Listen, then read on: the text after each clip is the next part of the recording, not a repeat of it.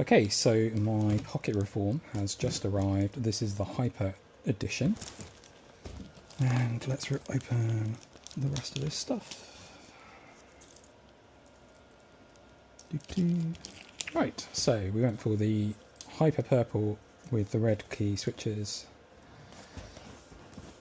Still need to undo this nice MNT logo sticker.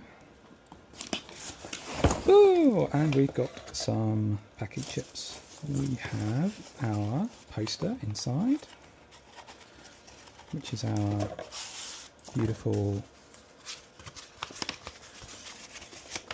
Pocket Reform poster, which will need to be flattened out.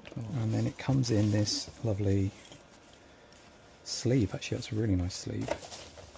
And then under the packing chips is my operator handbook. I've read the PDF version of that already, so I will come back to that. Alright, let's open up our sleeve.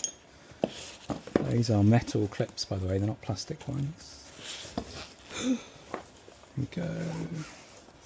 Here we are. Oh, it feels really nice.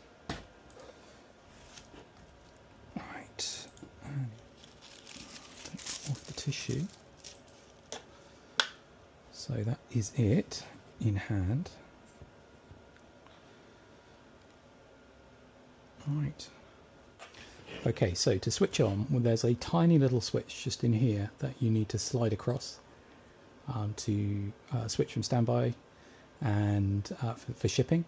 What I actually did, because I found that quite difficult to do, because I couldn't see inside that slot properly, is I just took off the two M2 screws and took off this side panel just to flip that switch. So in principle now, I should be able to press the hyper power and the enter key, and there we go, for more than 2 seconds, and things spring to life. So we are now booting, and we've got the little OLED happening in there, and I'm hoping something will show up on the screen in a second.